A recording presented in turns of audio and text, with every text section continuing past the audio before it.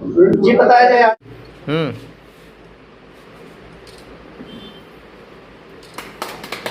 इंकलाब जिंदाबाद जिंदाबाद जिंदाबाद सीपीआईएम जिंदाबाद जिंदाबाद जिंदाबाद। जीतेगा भाई जीतेगा, सुरेश मुंडा जीतेगा। तमाम सब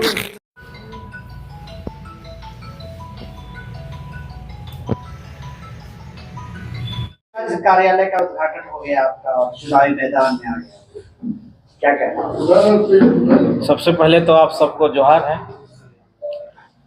आज हम लोग तमाड़ विधानसभा का जो चुनाव कार्यालय है रायडी मोड़ में, आज हम लोग उसका विधिवत उद्घाटन किए हैं। और चुनाव प्रचार चूँकि कल हम लोग शुरुआत किए बिरसा मुंडा का जन्म स्थल उलीहातू से, और बहुत बाकी लोग जो है धार्मिक स्थल जाता है, लेकिन एक हम लोग ऐसा हैं कि जो हमारे देश के लिए कुर्बानी दिए, देश की आज़ादी के लिए लड़ाई के लिए कुर्बानी दिए, वैसे महापुरुष बिरसा मुंडा के जन्म स्थल से हम लोगों ने चुनाव प्रचार अभियान चलाया।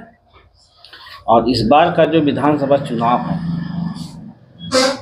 तमाड़ विधानसभा में, जिस जहाँ पर हम लोग पार्टी के उम्मीदवार हम लोग खड़ा हुए हैं, और यहाँ कैसे चुनाव में जीत करके आम जनता का हित का, मेहनत का, जनताओं का, किसान हो, मजदूर हो, गरीब तबके के लोग हो, वैसे वर्ग के लिए जो है हम अपना मुखर हो करके पूरे विधानसभा के अंदर में एक वैकल्पिक रूप में जो है हम एक आवाज़ बन के विधानसभा में आए। इसकी तैयारी जो है हम लोग चुनाव के माध्यम से हम लोग इस बार तमाड़ विधानसभा जीतने का जो ताकत जो है पूरा पार्टी जो है लगा दिया है। और इस बार का जो चुनाव है बहुत ही माने संघर्ष का माहौल में चुनाव चल रहा है। और एक तरफ वर्तमान विधायक है, दूसरी तरफ पूर्व मंत्री हैं, और कई सामाजिक संगठन यहाँ पर चुनाव मैदान में है।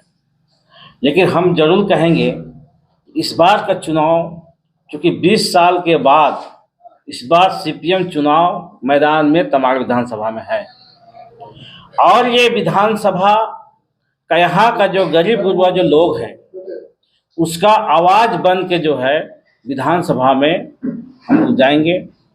और यहाँ का जो मूलभूत सुविधा का जो लोगों ने परेशानी का जो सामना कर रहा है, सबसे बड़ा मुद्दा यहाँ देख लीजिए कि हर ब्लॉक दफ्तर में, सरकारी दफ्तर में आम जनता नागरिक का जो है काम काज में राहत नहीं है।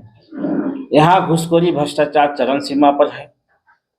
और चूँकि जब सीपीएम का 61 सांसद लोकसभा में थे और वन अधिकार कानून सीपीएम का आंदोलन, सीपीएम के दबाव से जो है सांसद ने पास कराया, और सभी वन अधिकार कानून जो अभी भी वन क्षेत्र में रहने वाले पारंपरिक ढंग से और आदिवासी दलित लोग जो रह रहे हैं, अभी भी जो है वन पट्टा यहाँ के लोगों को दिया नहीं जा रहा है। दूसरी तरफ देख लीजिए हाथी का बहुत बड़ा जो है यहाँ परेशानी का सामना कर रहा है, खासकर किसान लोग। उसका फसल बर्बाद हो जा रहा है, इतना मेहनत से किसान फसल उपजाता है और हाथी आके जो है बर्बाद कर देता है। लेकिन उसका मुआवजा भी जो है किसान को सही नहीं मिल पाता है। हाथी का कैसे वन विभाग और सरकार के द्वारा जो कैसे इसको नियंत्रण किया जाए और उसको हाथी का जो कॉरिडोर को जो है मजबूत किया जाए, ताकि किसान लोगों को जो है नुकसान ना पहुँचे, और जो नुकसान हो रहा है उसको जो भरपाई जो है यहाँ की सरकार, वर्तमान विधायक हो चाहे सरकार हो, अभी भी किसान के प्रति जो है अनदेखा कर रहे हैं।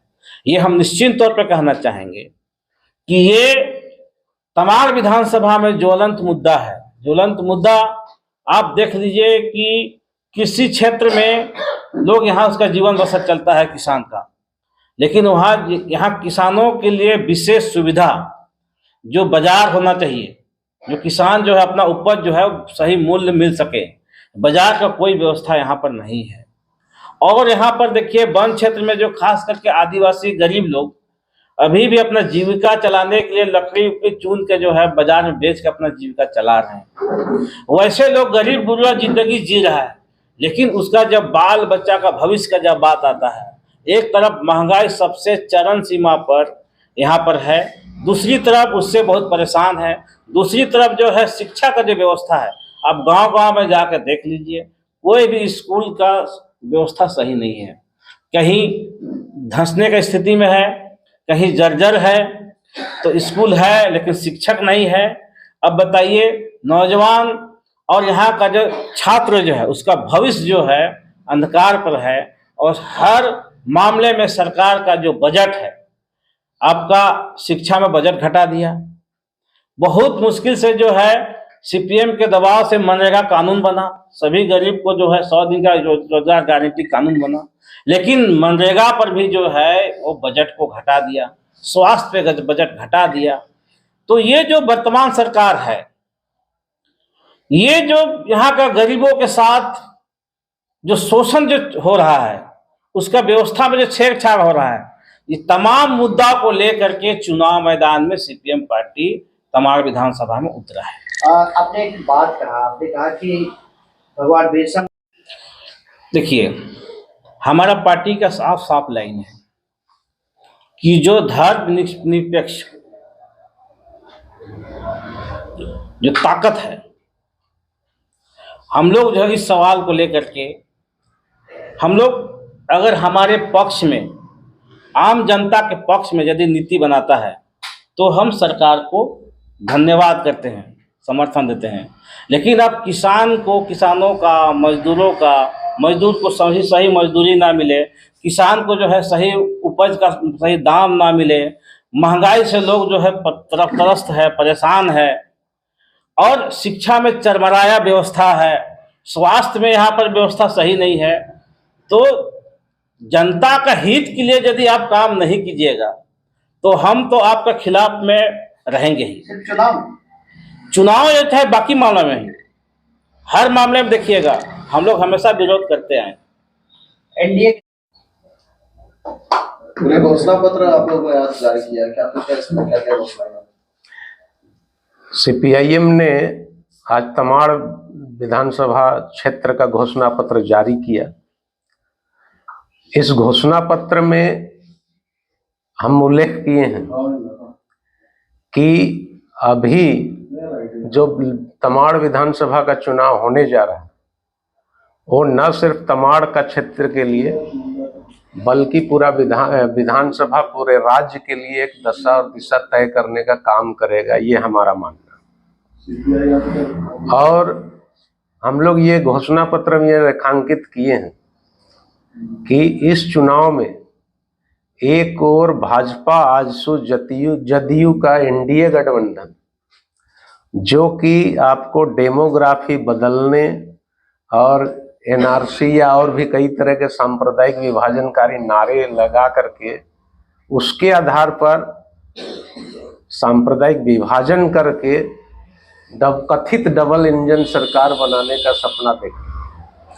हम लोग ये याद दिलाने का प्रयास किए हैं इस घोषणा पत्र में कि ये वही एनडीए की सरकार है जिन्होंने वीर बिरसा मुंडा के कुर्बानी से बने सीएनटी एक्ट और ये आपका एसपीटी एक्ट कानून को बदलने का प्रयास,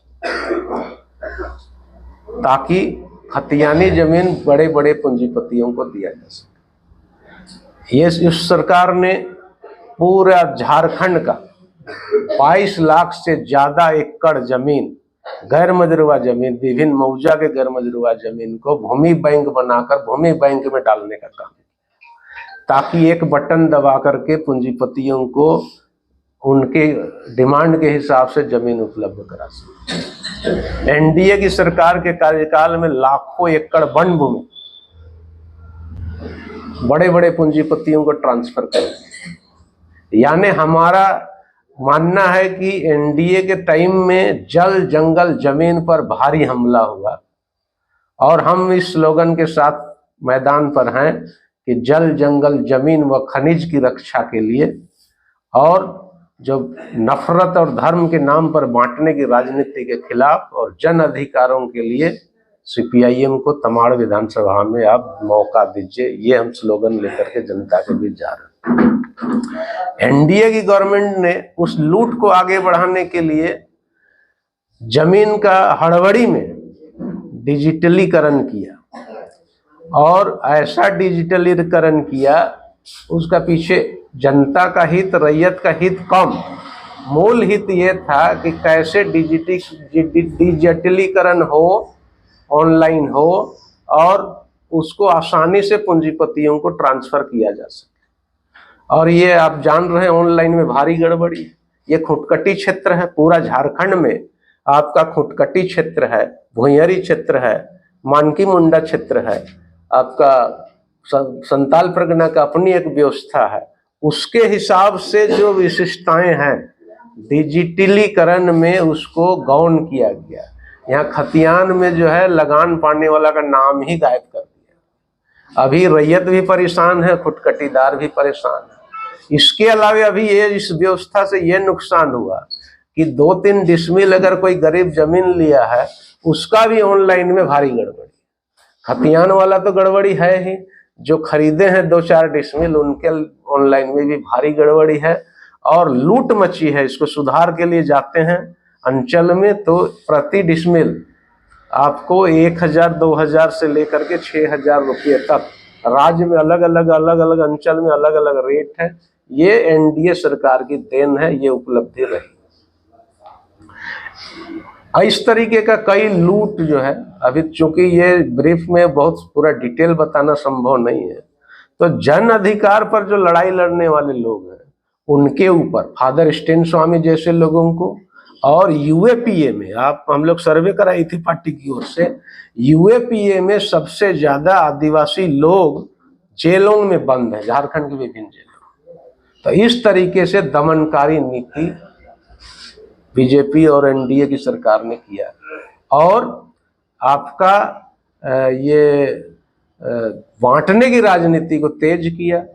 एक स्पेशल जनजाति सुरक्षा मंच को आगे रख करके आदिवासी को धर्म के नाम पर मतलब डिलिस्टिंग का नारा दे करके बांटने की राजनीति को आगे किया। दूसरी ओर इन विफलताओं को कहना चाहिए कि रेखांकित करते हुए और ये संकल्प के साथ कि एनडीए सरकार ने जो गलतियां की, एनडीए सरकार ने जो जन विरोधी फैसले लिए, नीति बनाई, कानून बनाए, उनको बदलने के संकल्प के साथ जो झारखंड मुक्ति मोर्चा, कांग्रेस और राजद की गठबंधन ने जो सरकार बनाई वो भी अपने संकल्प को पूरा करने में विफल रहे। ये बात सही है कि कुछ लोकप्रिय योजना उन्होंने शुरू किया, लेकिन उनका जो मूल मकसद था कि एनडीए सरकार के गलत फैसलों को उन लोग बदलेंगे, उन्होंने इस संकल्प को पूरा नहीं किया। इसका नतीजा है कि आपका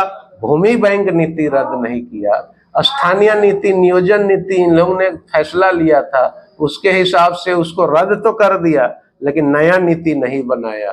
कई तरह के फैसले हैं। एनडीए सरकार ने, अभी हमारे प्रत्याशी कह रहे थे, मर्जर कर दिया गया बगैर जाने। आपका तमाड़ क्षेत्र में सुमाननाड़ी में एक बड़ा स्कूल है, उसके बगल वाला छोटा टोली में उसको मर्ज कर दिया गया। ये व्यवस्था पूरा झारखंड में एनडीए की सरकार ने किया, लेकिन वैकल्पिक सरकार जो आई, हेमंत सरकार, इन्होंने भी उसको सीधा करने का काम नहीं किया। और अभी आप पत्रकार बंधु कह रहे थे, हम कहना चाहते हैं कि मुद्दा आधारित समर्थन था, चूंकि वो भाजपा के विरोध में झामुमो, कांग्रेस, राजद की गठबंधन की सरकार थी, या इंडिया गठबंधन की सरकार नहीं थी। हमारा मुद्दा आधारित समर्थन था और रहेगा, और जहां जिस मुद्दा पर, जन मुद्दा पर विरोध था, विरोध रहेगा। इसमें कहीं कोई लेकिन किंतु परंतु नहीं है।